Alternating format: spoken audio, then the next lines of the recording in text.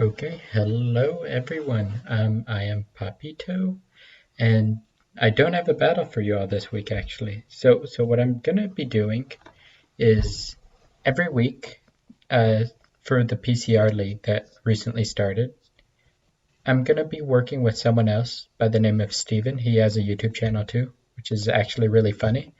And together we're both gonna review every single match that happens within a week.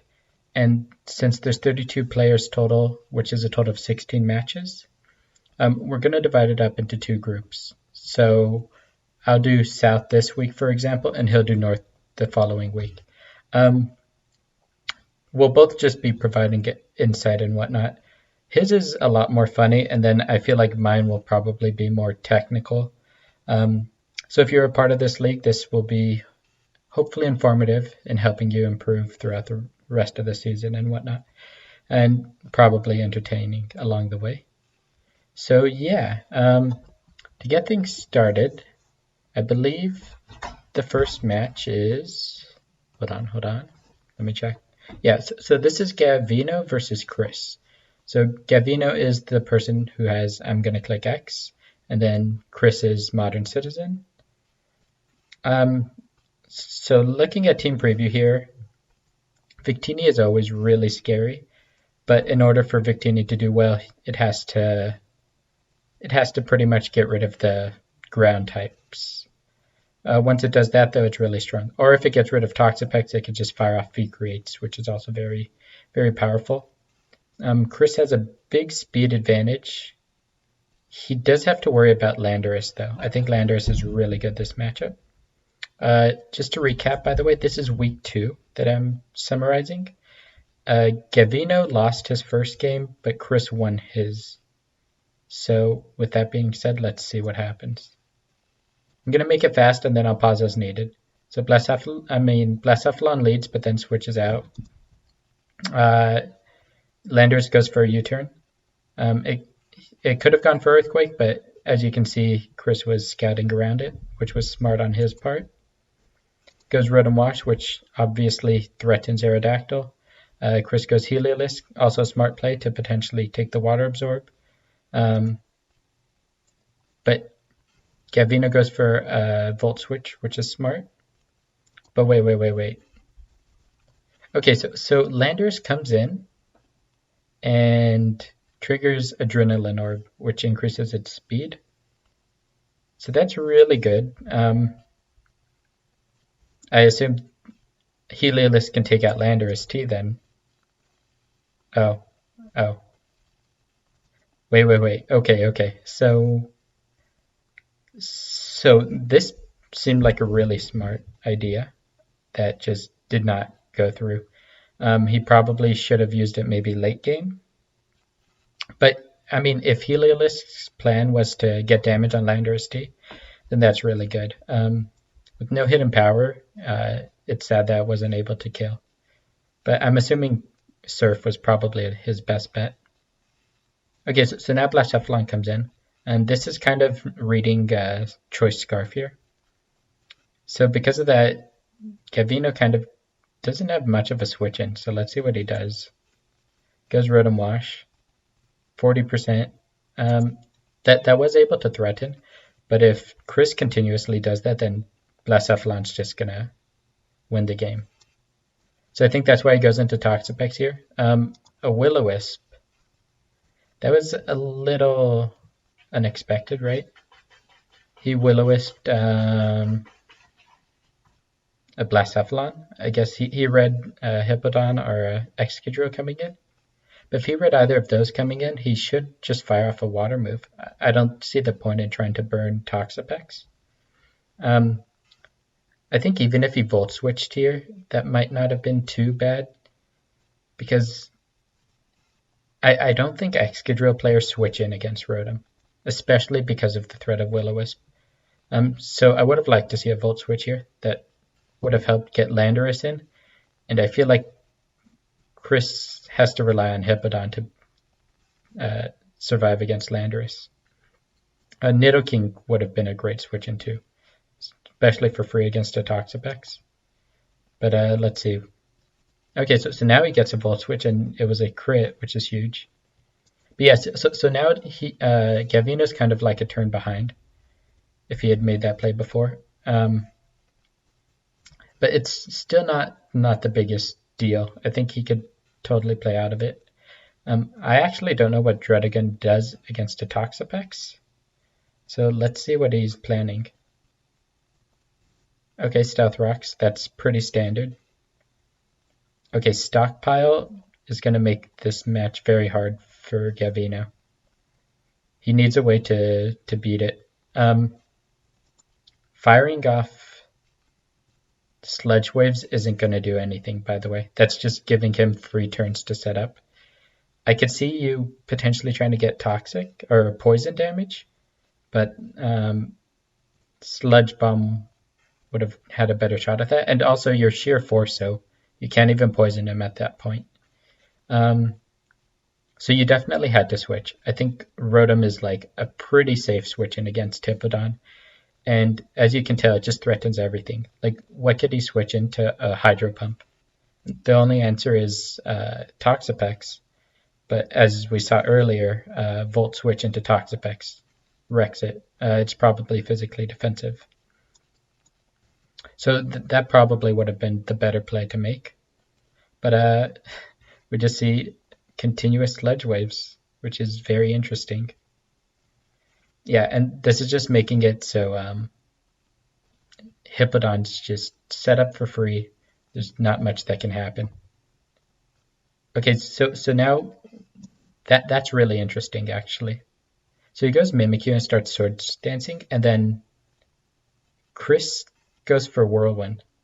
Now, revealing Whirlwind means that this only has fighting type moves, so it can't actually touch Mimikyu, despite it being super bulky. So I'm kind of curious to see how that interaction works. If Mimikyu is the last Pokemon on the field, then Chris will have to switch out Hippowdon.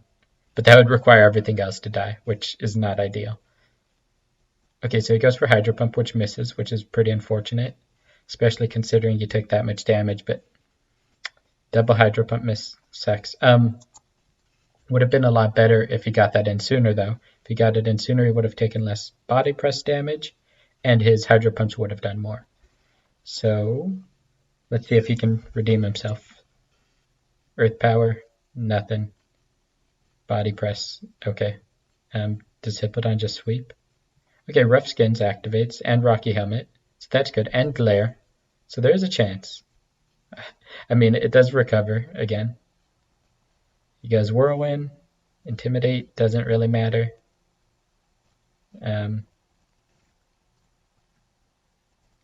If he gets just Landorus and Mimikyu, he can kind of U-turn into Mimikyu every single turn, and then Whirlwind will activate, but it's not that great. Oh man, Victini's just U-turning too. Wait. Hold on. Why did... Okay, Whirlwind. So, Chris switched out against Victini. He must have been scared. Because Victini's only attacking move... Or wait, because he didn't know the set. So if it was specially defensive, it may have been able to fire off an energy ball and do big damage to Hippowdon. Plus, Body Press being the only attacking move makes it less threatening. It's not going to do too much to Victini.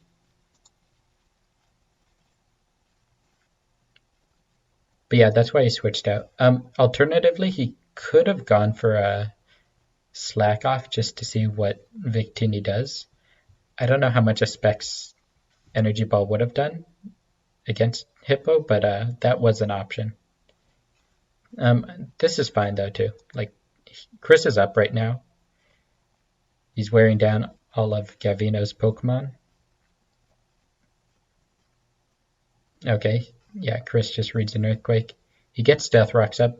The reason he got Stealth Rocks is just to help with Hippowdon. Dredigan can Earthquake here, but it doesn't do much. I'm surprised Chris didn't recover there. Maybe he doesn't have it, but it's actually okay because of Regenerator. Okay, he goes dual wing beat. That was not a good move because even though dual wing beat is pretty strong, like Dredigan is rough skin's Rocky Helmet, so I think he's just gonna knock himself out here. Also, Dredigan isn't that threatening. Like, I almost think Chris could have gone back into Hippo now that rocks are up and then just start stockpiling again. Um, but yeah, we do know that Blacephalon is Choice Scarf just based off how he was playing, unless he was bluffing it. But if that was the case, then yeah, he's just waiting to get rid of Mimikyu's disguise, and then he'll be able to sweep. But yeah, this dual wing beat just kind of caused Aerodactyl to go down, and then he does go into Hippodon. Oops. Okay. Yeah, and then yeah, this allows Hippodon to stockpile, and because he has rocks up, he can just get like more damage than normal. He didn't even need the sand item. So yeah, now he's set up again. I think the main learning lesson for Gavino as Landorus goes down is the power of just having like Toxic on a Pokemon. That would have completely threatened Hippodon in this set. Now the thing is, when you're being set up on, as Victini goes down, like it looks like he doesn't have anything. Well, he goes into Excadrill. Is it weakness policy? Or I feel like you could have just stayed in there. Even if, I guess he read a Mimikyu switching maybe? But at that point, like, no, I guess it's fair because you don't want Mimikyu to set up too much. So I think that's fine. Okay, faint due to poison. And see, now he has Iron Head. Oh, it wasn't Mold Breaker. If it was Mold Breaker, it would have done damage through the disguise. But Sand Rush also makes sense because that outspeeds like Victini and all those. Okay, so now that the disguise is broken, I assume he's just going to try to, I would say go into Blacephalon, but this thing probably has Shadow Sneak. So he kind of needs to rely on his walls here. Let's see what happens. Drain Punch, that could have actually really hurt. Let's see, maybe he can do something here. Oh, so Chris actually baited Gavino here. That was actually a really huge play too, because if Gavino like Swords Danced again or something, might have been a really, like, I think Mimikyu could have just potentially swept. Okay, so Shadow Sneak happens. He doesn't go for Drain Punch. I know that wouldn't do much, but I feel like Shadow Sneak doesn't either, and you just want to heal as much as possible. Oh, but yeah, he can't break Toxapex. It's pretty clear. And that was the match. That was an interesting game. I do think Gavino kind of blew it just based off his prep. His team just couldn't get past Hippodon, and then his interaction with Mimikyu, like Hippodons, it just wasn't enough to really punish anything. But yeah, the biggest thing for sure was the Nidoking turns, just not going into Rotom Wash right away. So that's the first game. We got 8 more, 6 more, something like that. We'll see. So next match is Juan, who is 1-0. He is J809 versus Connor, who is 0-1.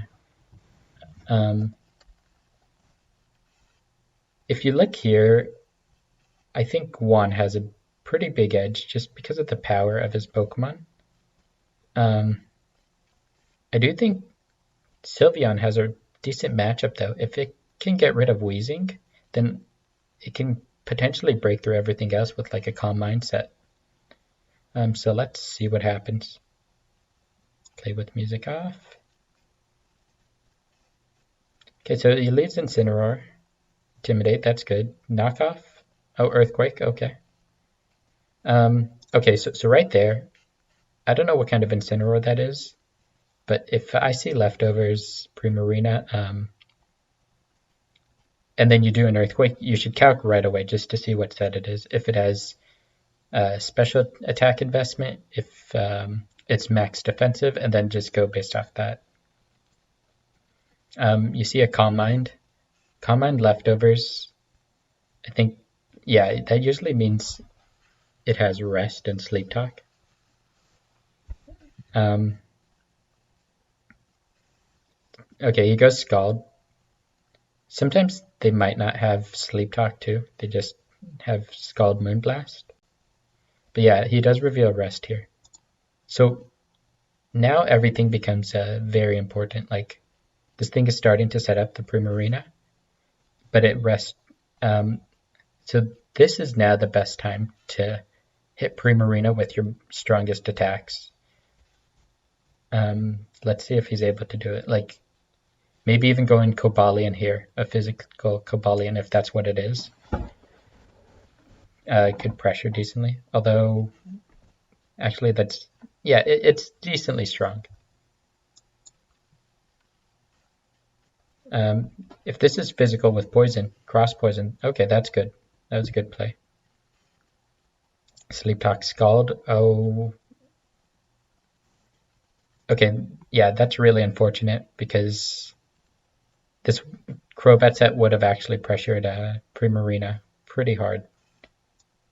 So I think Connor made a good play there by going into Crobat. And yeah, now he's trying to threaten with Cobalion, and that didn't work. Starmie Thunderbolt. See, now he's out of physical attackers outside of Incineroar, which I'm assuming is slower than Primarina. Or its stabs are resisted by Primarina, so he doesn't have too much he could do. So yeah, Starmie seems like the best bet, but looks like Primarina has pretty much set up too much at this point. This goes to show that you always need an out against a Primarina. I mean, he did have an out, but it got burnt. But maybe in the future, just potentially calcing for that situation, you know? Okay, Hyper Voice, yeah. It looks like it's just going to sweep at this point. He does Wish, but yeah, this thing's just gaining too much, and he even reads the Protect there. So there's... The only way is if like he gets like a crit, but I think even with a crit from what he has left, like it's not going to do anything. Okay, he goes for a Scald, and Incineroar surprisingly lived that. Incineroar goes for knockoff. Yeah, so Primarina just 6-0'd Connor. That was pretty impressive. I actually wonder what other Mons Connor had. Maybe that might have helped in the matchup or something. Or maybe just Primarina in general had a really good matchup here, and Juan utilized that very well, which would not surprise me. So I think Juan's 2-0 now, and then Connor is 0-2. Okay, so the next game we have Jeff, who is Poke Primer, and then Potato Chan, who is Potato in our league. We just sort of call him that. I like it though. It's a cool name. So looking here, we have a Rillaboom Heatran team. It looks kind of very offensive actually. And then just Mandibuzz Lantern for momentum, which is cool. It's actually interesting because we have double grassy terrain here too. And then on this end, we have Politoed, yeah, Zapdos. I think Politoed without rain is interesting. I'm curious to see what it does. I feel like it might have a similar role to Lantern this game, but without the flip turn. I do think this matchup Entei is going to have to pull through if he wants to win. The priority is really good. I think Zapdos is important too. And then on Potato's end, I think Lycan Rock is really, really intimidating. And then I think he just wants to maybe get rid of Zapdos because it has static and whatnot. So that can be a bit annoying. But yeah, other than that, let's see what happens. Okay, so Heatran versus Entei. So I said before, Entei is really important this matchup. Stomping Tantrum is good, but it seems Potato's just scouting things out. It goes into Mandibuzz for the Sacred Fire, recovers it back. So this Mandibuzz is clearly physical if it's switching into an Entei, which could have Stone Edge. So then Jeff protects to scout out what Mandibuzz is doing, but it's just literally switching in for momentum. Then it gets Heatran in against Tapu Bulu, which is really good. It shows that Heatran, it's kind of hard for Jeff to switch in. I would assume Politoed would switch in here too. But maybe he read the Stealth Rocks from Heatran, so he went into Zygarde. But like if Heatran just fired off a Magma Storm or like even a substitute, that would have been pretty bad for the Zygarde. So that was a bit of a risky play, but he got Zygarde in for free now, so let's see if he's able to capitalize on it. What's that do? Skitter Smack? It lowers special attack by 1. Dang. I don't know what the logic behind that was. I like that it's a unique move and it's not often seen, but I feel like Zygarde, you just want to fire off 1,000 arrows. I think it's not affected by grassy terrain, so it'd do a decent amount of damage.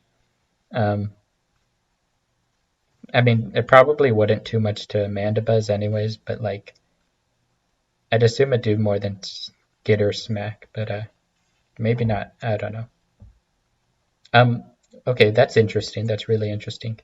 Zapdos is actually pressure instead of static. I don't think there's any reason for that. I think it's just like something that Jeff forgot about. That's just something to know in the future going forward, that like you almost always want static. The only reason you'd go pressure is if you're trying to stall something out, or if you want to see like the speed of an opponent's Pokemon if it has something like a Landorus versus Zapdos, because whichever ability activates first is the faster Pokemon. But usually you expect static. And this would have been good. Like if he got static on Mandibuzz, that would have been huge. I do like that he has U-turn instead of Volt Switch, because this has Volt Absorb, I'm assuming, and he tried to stop Zapdos from switching in. Stone Edge is an unfortunate miss on Heatran. It probably wouldn't have done too much, but it's still unfortunate. And then Heatran goes Toxic. I hope Aromatisse has Heal Bell, but either way, that Toxic's going to be really annoying this matchup. Thunder without anything. Okay, I get that he has Rain. Okay. I'm a little surprised he's not switching into Politoed against Heatran. Like he keeps switching into Zygarde 10%. That could have been bad, but it seems like it worked out.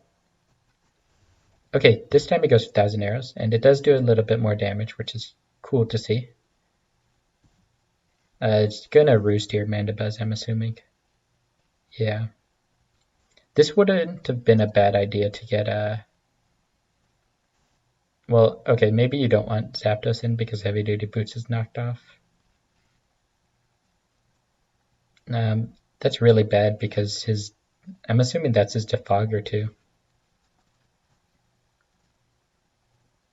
Okay, so now he's forced to Toxic against a Lantern. Not the most ideal. I think it would have been nice for sure if Politoed was... Oh, maybe it doesn't have a water move? Seismic Toss is interesting, for sure. Okay, Tapu Bulu comes in against Lantern. Yeah, Mandiba's... I think it just walls Jeff. Like, from Jeff's point of view, I was thinking maybe he can continuously try getting in Zygarde against Heatran and just wearing down Potato's team. But Mandibuzz just stops that right now. So he needs another way to hurt Mandibuzz. If it was potentially paralyzed, that could have been one of the ways. Okay, he reveals high horsepower for Heatran. I honestly forgot it gets high horsepower. But yeah, Heatran has to switch out because of it. So this is good because he's able to capitalize on Mandibuzz being out, and this is his chance to heal up. I would like to see maybe, yeah, another Roost is fine. It would be really good if Aromatisse can fire off a Heal Bell and then Zapdos switches in. But it doesn't look like he has Heal Bell, but just based off how things are going. Switching in Bulu against a Lantern is pretty risky on the Scald. Especially because... Okay, that's not bad. That, like, is sort of punishing Mandibuzz, but... I mean, Mandibuzz physically still walls it. I do think Toxic is really threatening. Even though Lantern has Heal Bell, I would like to see a Politoed potentially switch in and just trying to Toxic Mandibuzz. Or, yeah. Stone Edge versus Roost.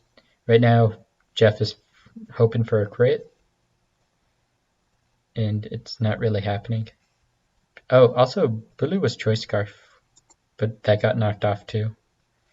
And yeah, Lycanroc just comes in and smacks it. I do think Jeff's gonna struggle against Lycanroc. It does have Politoed. It has to have Scald here, right? Okay, maybe it doesn't. I would assume Scald was the last move. It could be Rest. I do think Rest is really good on Politoed, especially for the kind of set that Jeff chose. Okay, Volt switch into Azelf. Okay, I feel like Azelf can... I was going to say knock Politoed out, but Substitute works too. Okay, yeah, there we go. Now all of a sudden, this thing's super threatening, actually. Extreme Speed. I think that was a misplay. Right? Well, okay, I don't know if he had anything else that would do more. I honestly forgot with Stab, Sacred Fire in the Rain if that would do more. I'm assuming Jeff calced it though, so if he did, Extreme Speed is fine. Sadly, it shouldn't KO here. So Azelf is able to just knock it out, and then it looks like Potato has a huge amount of momentum here. He does have to be a little careful against Zygarde, but he does the right thing in staying in just to stop Zygarde from setting up on the switch-in. Oh man, okay, so Grassy Seed Rillaboom is going to be pretty hard to beat now. Okay, so I guess Skitter Smack was for Rillaboom. Only thing is, if Grass Terrain is up, like, I don't think you can click that move. I think Grassy Glide would just knock you out. Okay, it looks like Grassy Glide is just gonna take over the game with Rillaboom here. Yeah, like, it even knocks out a Zapdos. Rillaboom is a really good Pokemon, not something to sleep on when you're prepping against it. Yeah, Grassy Glide takes it out.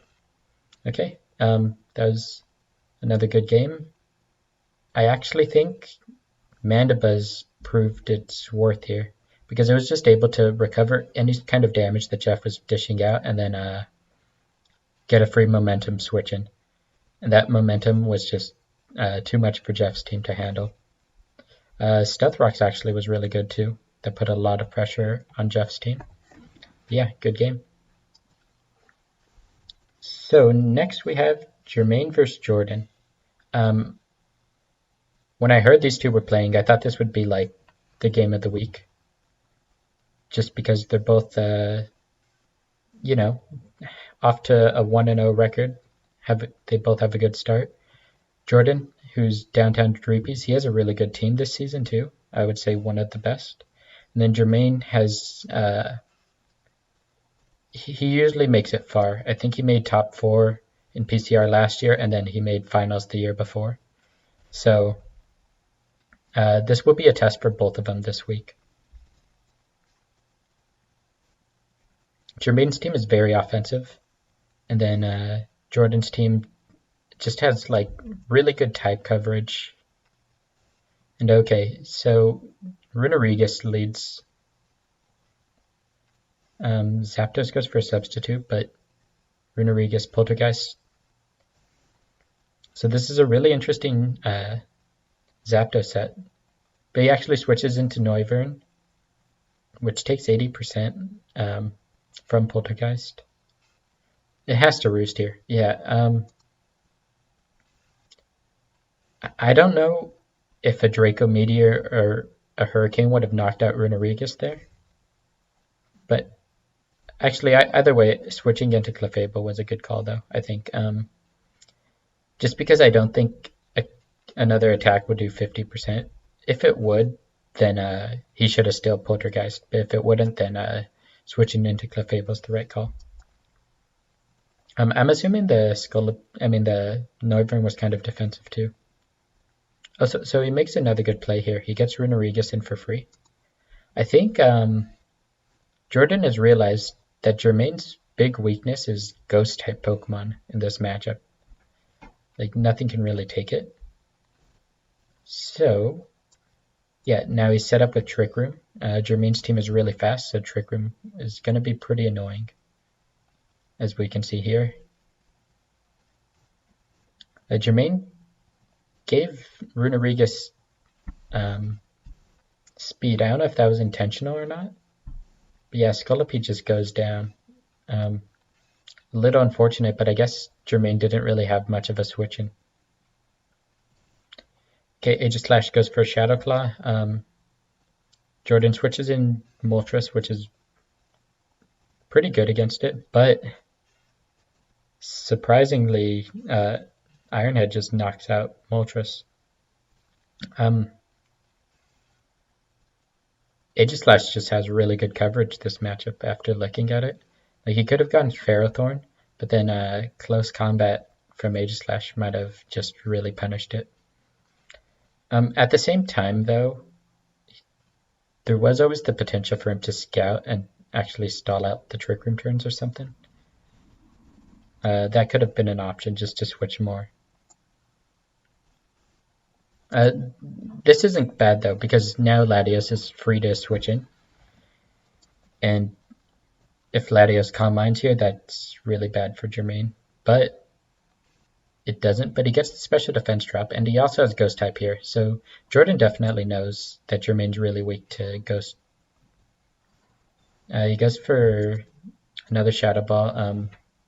Yeah, Noivern's able to take that. This is why Calm Mind. I don't know if he could have fit it, but like, that probably would have been pretty good. Because at this point he knows if Noivern's defensive or not. So if it's a defensive Noivern, Latios might have been able to take a Draco Meteor at +1 special defense. And even there, he had to go into, he had to click Super Fang. So that would have been a chance for Noivern to go down there. Okay, Jellicent is faster than Clefable. One thing about Jellicent in general is it needs to rely heavily on speed to do work, I feel like. Like, it has to speed creep its slower threats. So the taunt into Clefable he had to make sure that was faster. Otherwise, Clefable could have potentially gotten around it. Outside of Teleport, which just always goes second. But yeah, now Jellicent is free to just sort of do some chip damage, recover, repeat. So yeah, he goes for a recover. Okay, we're back to the Latios situation. Okay, Shadow Ball gets disabled. Justin actually has to go for a Will-O-Wisp. Okay, at this point I'm assuming Jordan doesn't have Calm Mind. Because if he did, I think he clicks it, and I think I don't think Jermaine's set could have actually handled it. Because for Draco, if Jermaine recovers here, yeah, that I think you just had to continuously go for a special defense drop, or you had to use this to go into Ferrothorn, which you do now, which is good. You didn't get burned. Like to see that. Oh, another thing you could have done is Cinderace potentially. I don't know the set on it. Wait, what am I talking about? No. Okay, yeah, so Shadow Balls come out. The reason I said Cinderace was I thought maybe Toxic Spikes switching back, but not really worth it. Oh man, this is unfortunate to see. Yeah, so Jellicent's just going to wall Latios, which is not something you expect to see. That crit was actually really big though. If he gets a special defense drop though, that would be really helpful, and he's not. If it doesn't have Calm Mind, I also would think it would have a Roost, and it doesn't have Roost. But he gets a special defense drop now. I wonder what Latios' other moves are. Like, I guess a Psychic move makes sense. Ooh, Jellicent taunts against a Ferrothorn. Oh, it didn't have Power Whip though. Wow.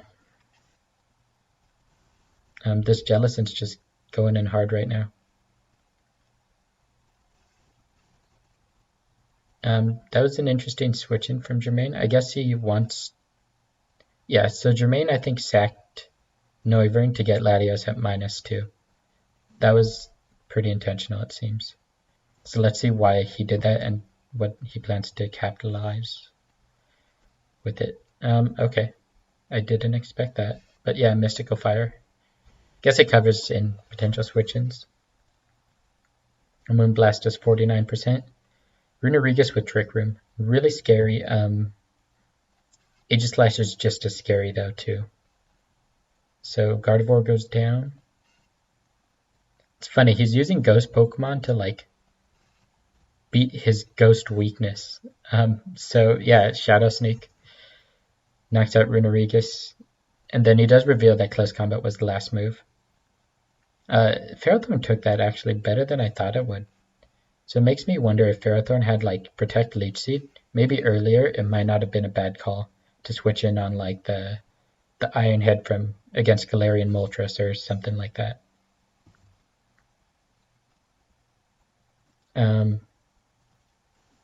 Dang. Cinderace is doing a lot of damage, but just not enough to break Jellicent. Then Jellicent can taunt, yeah.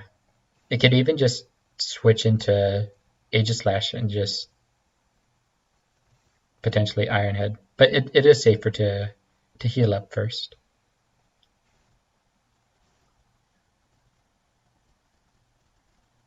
Oh, I mean, especially with poison happening, because it looks like Clefable was unaware. So yeah, Jellicent's just going to take this game away. Right, yeah, he Will-O-Wisps. Body Press. Oh, he definitely didn't have a Grass move. That might have hurt too. Body Press does nothing. He's just waiting for it to be over. And Jermaine's just playing it safe, preserving the differential. Okay, so one thing to keep in mind, like it does seem that the prep in this matchup is what cost Jordan the game with like the lack of Grass move on Ferrothorn potentially, and then Just the Latios not having Calm Mind. It had Baton Pass of all things. Maybe it did have Calm Mind. Like, what would have Baton Pass potentially? Oh wait, you're not even allowed to drive Baton Pass. I don't know. One thing to consider though is I'm just judging based off of the 6 Pokemon that were brought, but each team has 11 Pokemon. So maybe the reason Calm Mind didn't come was because of something else on Jermaine's team that was scary. I guess Shadow Sneak is also a reason you might not want to set up with Latios. But yeah, overall, not being able to break Jellicent just proved to be Jordan's downfall. And credits to Jermaine for building a really solid Jellicent set and Aegislash set. I think it takes a lot for Ghost-type Pokemon to beat other Ghost-type Pokemon. Or other Ghost-type moves. So he definitely used those well, and that got him the win, so he moves on to 2-0. Jordan is now 1-1. Okay, we got 4 more matches to go. Next up is Reg versus Donald. They both lost their first round matches, so they're both kind of looking to improve. Donald is trying like a very hyper-offensive kind of with Bulk, with Dracovish and Regieleki. And then Reg has just like really strong Pokemon, like Tapu Koko is really good. Latias is strong. Conkeldurr is very threatening. This specific matchup, I think Conkeldurr is really good just because it has priority moves.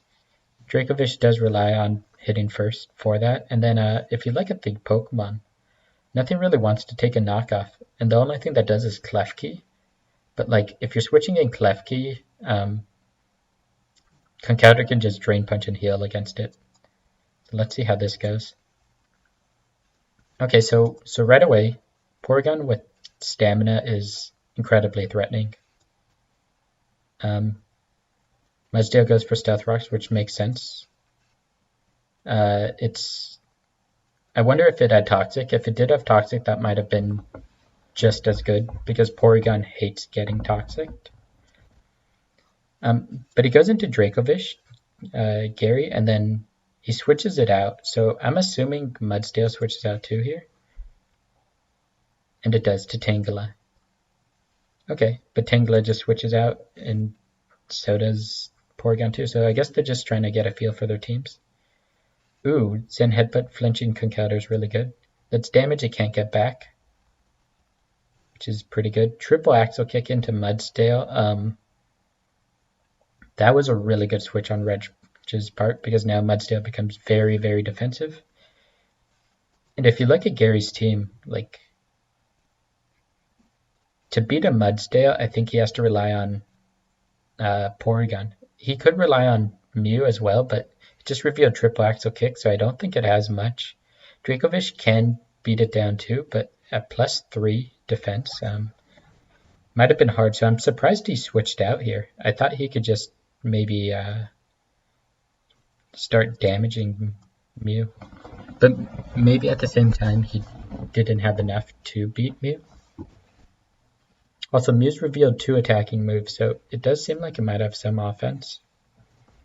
Potentially. I mean, it did recover at the same time. Oh, but yeah, Porygon 2 gets, Sneasel gets a knockoff on Porygon 2. I think knockoff was really good this match too. And that kind of shows it. Because, I mean, you could go into Krook, but like, you don't want to switch in Krook against a Sneasel, you know? Okay, so Conkeldurr's going Drain Punch on Mew. That's cool. Ooh. Sneasel switching in there is pretty scary. Yeah, the Sneasel set was pretty good. Swords Dance was a smart bring. Okay, so Gary switched in Klefki on a knockoff. I almost want to say that he should have just let Mew die and then focused up on trying to get his potential sweepers back in. One thing he can do too is potentially just bluff Scarf. I don't know if it was appropriate here. And I don't know if it is actually Scarf, but that might have been good. Another thing is just going in Regieleki and rapid spinning against Sneasel at the cost of Mew dying. That might have helped him long term. Because at the same time, like, I don't know what Klefki does against Sneasel. Like, it might just die. Oh, he goes for a defog, but Prankster stops it, so that's unfortunate too. Okay, something weird just happened, which is Reg switched out Sneasel at +2 against Klefki. Okay, no, I guess he didn't have any moves to knock it out, so that's fine. And yeah, Mudsdale going in is safe. Okay, that's fine. I would kind of assume. Okay, I was gonna say I would assume that Klefki might have spikes or something, but that wasn't the case. Okay, Gary does manage to let Mew survive, so I guess he chose to sacrifice Klefki over Mew in this matchup.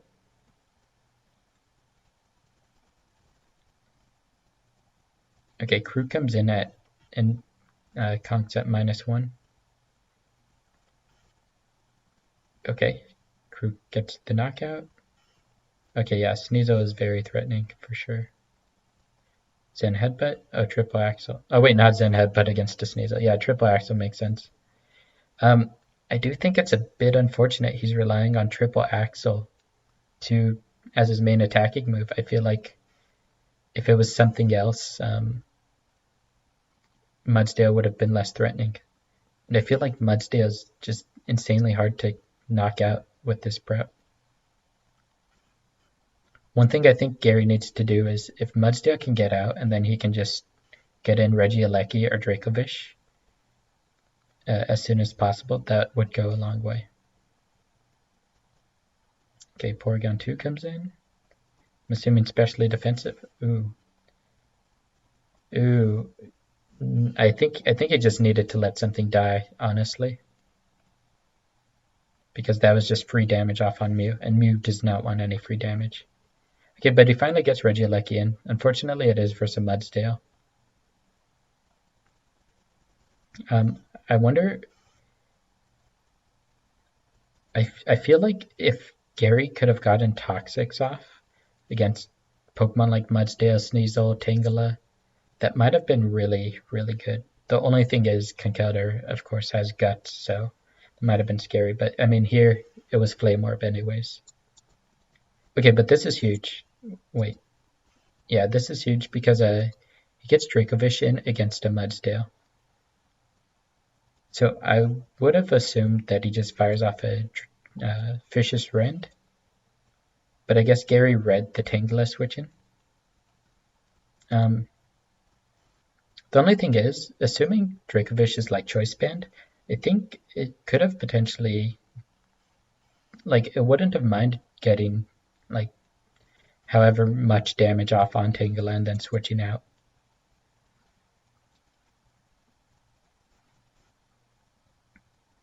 Okay, yeah, Dazzling Gleam knocks out Mew. Porygon comes in. Okay, he recovers. This is a good chance to knock it out. Oh, he does do it, so that's good. Tangela with Toxic, that's really smart. And Porygon did have Toxic as well. Ooh. Okay. I wonder if teleporting was the right play against Tangela here. I kind of think you just fire off an Ice Beam because not much wants to take it here, you know? Well, okay, wait, he Toxic, and then yeah. I get that he wants to preserve Porygon 2 because it is Toxic, but I don't know. I think Ice Beam could have been good, especially because it would have resulted in a Toxic the next turn. Okay, but yeah, Fish's Rend happens. It does 40%. So this is a really important turn. I kind of think Dracovish can just Vicious Rend again, assuming Tangela doesn't have something to knock it out. I feel like I can see Tangela going for a Toxic or a Leech Seed. It probably has Giga Drain, but I wonder if that's even enough to knock out Dracovish, because I'm assuming this is max physically defensive. So let's see. Switches. I guess Gary was reading a Toxic. He does go Giga Drain, and it did 19%. So maybe it would knock out. I'm assuming Gary calced it. Oh, we see a Calm Mind Latias this time.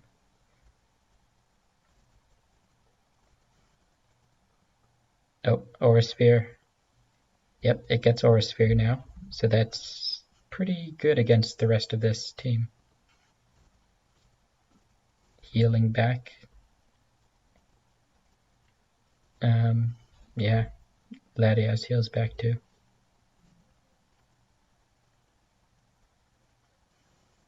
Okay, I think Latias might heal here. Oh, he could have actually switched.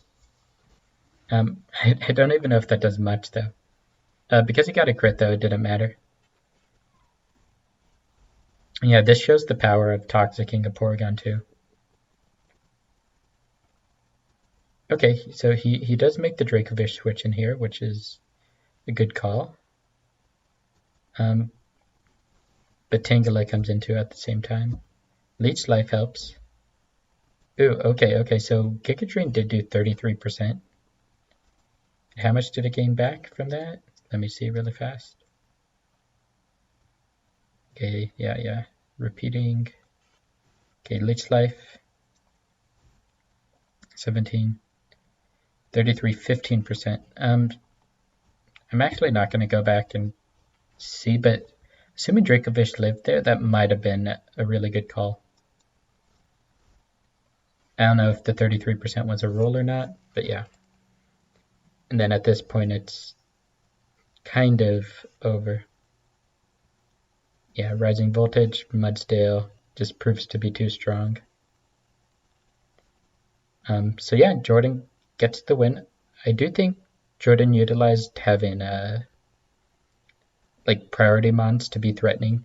That mixed with speed from Latios and Tapu Koko was really smart.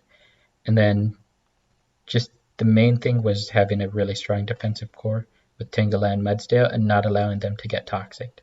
Because I think if they did get toxic, well, I guess Tangela did. But if they get toxic, then all of a sudden they're on a timer. And stuff like Dracovish and Regieleki really like that. So that was a cool game. Good game to both of them. Okay, so next up we got K-Stud, which is Kevin, yeah, who's 1-0 versus Dylan, who is 1-0. Dylan got ranked the best team out of all 32 players. At the same time, Kevin got 2 potentially broken Pokemon with Melmetal and Spectrier. So this should be a really good match. Let's move it to fast. Okay, Flygon goes for U-turn, just scouting things out. That's really interesting that he went into Spectrier against Weezing, because Weezing has Strange Steam, so he might have just fired off a Strange Steam. Maybe Spectrier could have handled it. Maybe it wants to set up. Oh, I guess not, because he switches. He might have just assumed that... oh wait, no, he wasn't assuming that Weezing switched. I don't know what happened there. But anyways, Melmetal comes in. But so does Moltres, and Melmetal reveals it's specially offensive, which is really smart. Especially against a Moltres, because Moltres was clearly physically defensive there. He reveals Steel Beam though. What did he Steel Beam that was worth Steel Beaming? He Steel Beamed a Weezing that went into Slowbro. So I have experience with Melmetal in the other league, and I almost want to say a double Iron Bash without any investment and minus nature, like if it's modest, would do about like a similar amount of damage. Plus it has the chance of flinching. The only thing is you would take potential Rocky Helmet damage if he switches in Moltres or something. So Steel Beam I guess makes sense. It's just kind of unfortunate to see. Whoa, whoa, whoa, what happened here? Oh, okay, he switches in Zygarde against Melmetal. Okay, Melmetal reveals a very spicy tech with Shucka Berry and then Ice Beam. So that this was actually meant to beat a Zygarde. Okay, so Melmetal did its job there for sure. Zygarde's pretty low. I find it very interesting that Spectrier really wants to come in against Weezing. I guess Weezing isn't the scariest of Pokemon. Okay, but now Spectrier is nasty plotting.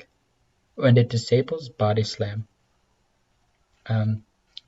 So I wonder if there's... Oh, he has Earthquake. I wonder if it has Sucker Punch to stop. Doesn't look like it. And even if it does have Sucker Punch, I don't know if... It might knock out. But it looks like Body Slam, Earthquake, Protect. Yeah, and Dark Pulse just is really strong. So the thing about this Spectrier set is, it is at 3.5 times attack, so it is going to knock out almost anything. But it is only having a dark move. So that's its weakness, and then at the same time, if something outspeeds it, that's also a weakness. Okay, but Dark Pulse knocks out Kyurem, so Kyurem wasn't scarfed there. This looks like the beginning of the end. Yeah, this is the second time I think Kevin has done this too. It just, Spectrier seems really good. Yep, Dark Pulse knocks out Weezing. Dark Pulse knocks out Moltres.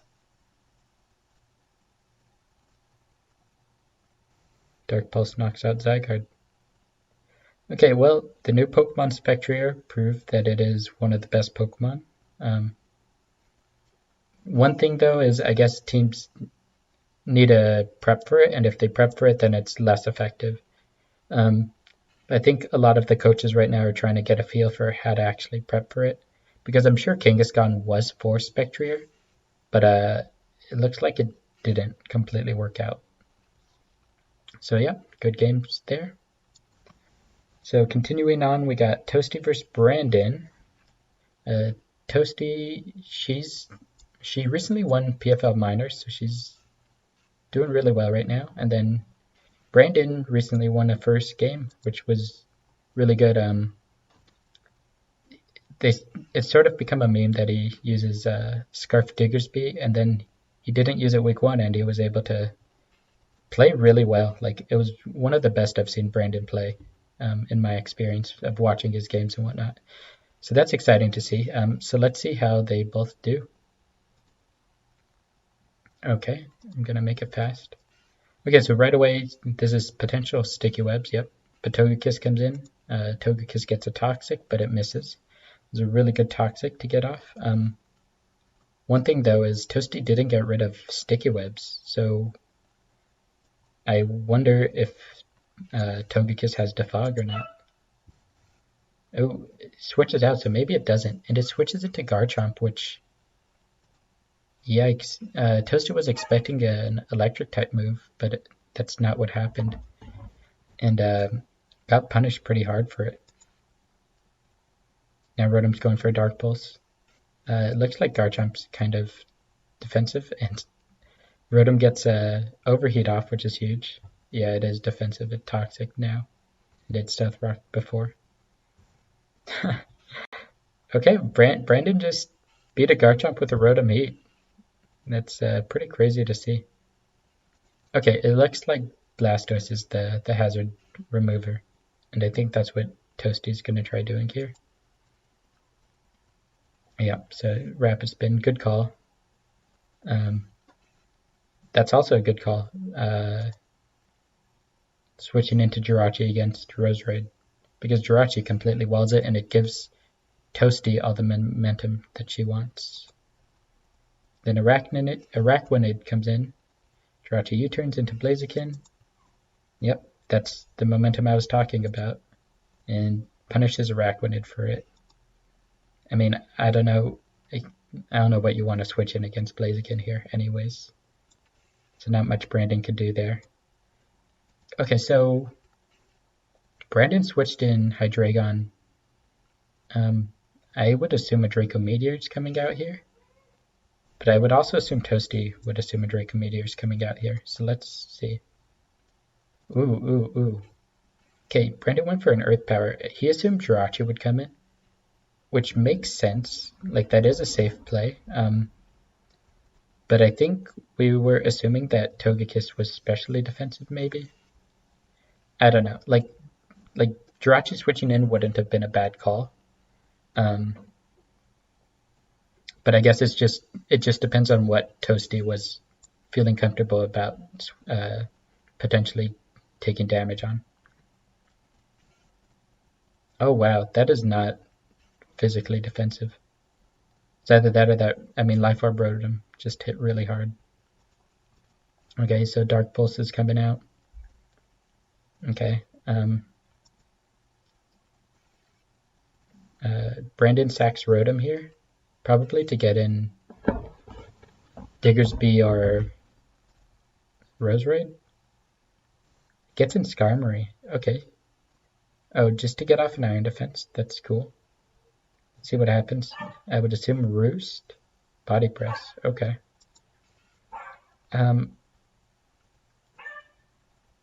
Yeah, I think that's okay. Well, no, he should have Roost. I didn't realize it was Rocky Helmet plus the Flare Blitz recoil. Skarmory is one of those Pokemon where you always just want to not let it get low, because once it's low, then it's not too threatening. Oh, but he has a chance to get it back up.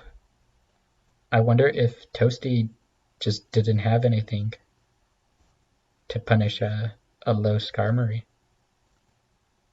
Okay, this might be Brandon's chance. Goes Whirlwind.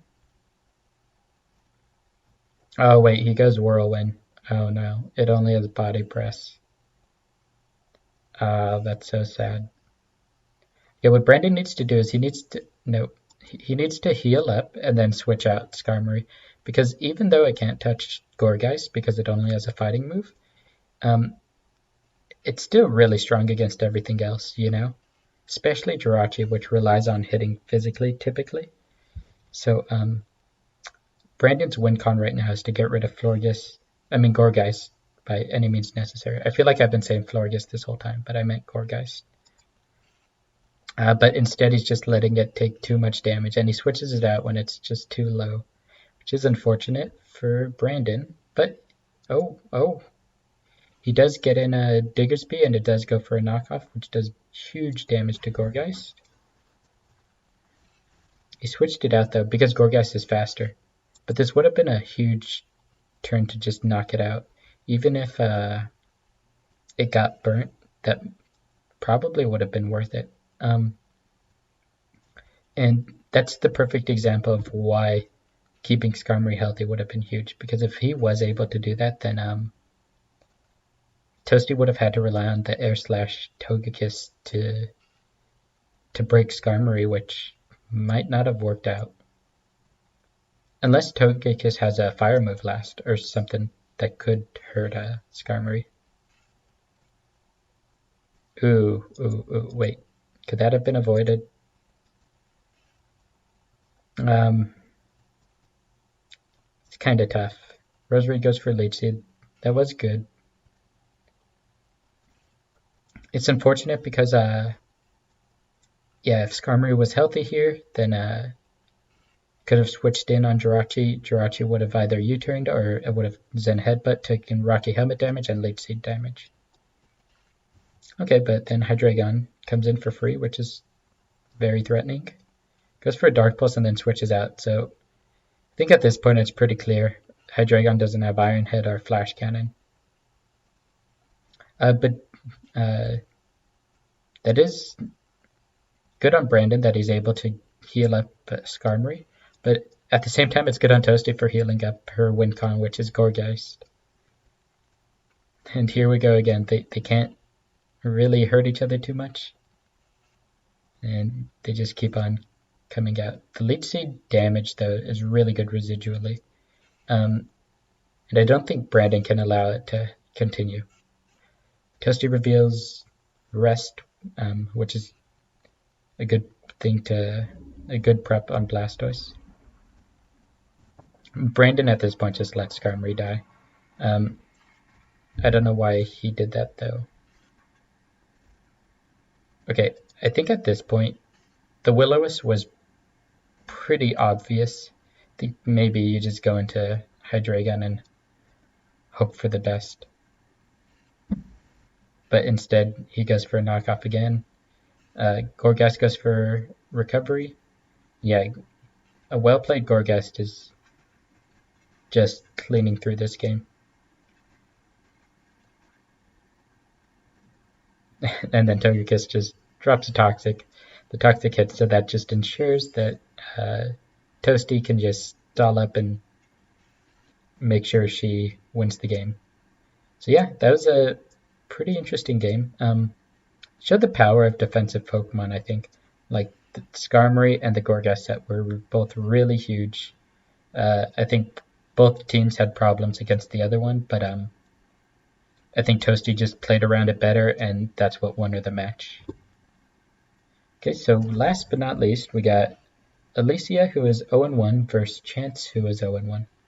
Alicia, her name is Alice Chan 89, and then Chance, I'm not going to pronounce that.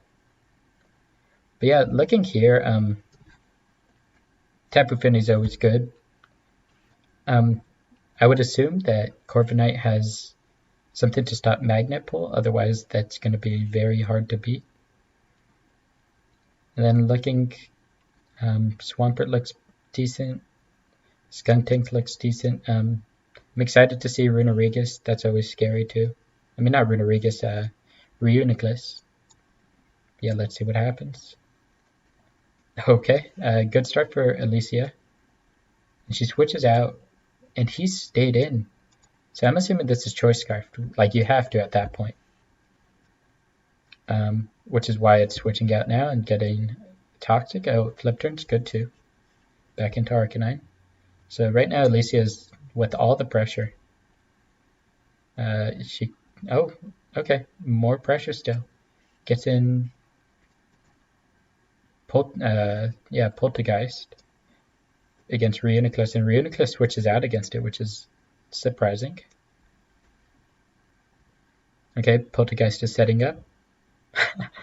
And it one-shots. Yeah, so Magnezone wasn't sturdy, it was probably Magnet Pull, which makes sense.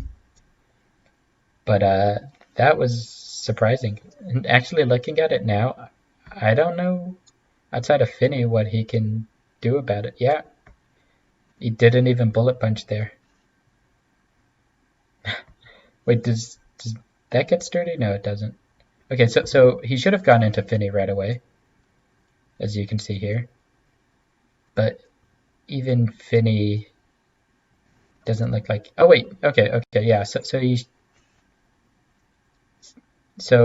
he should have gone into Finny and then done the water move, then protected, and then sacked Marowak this turn.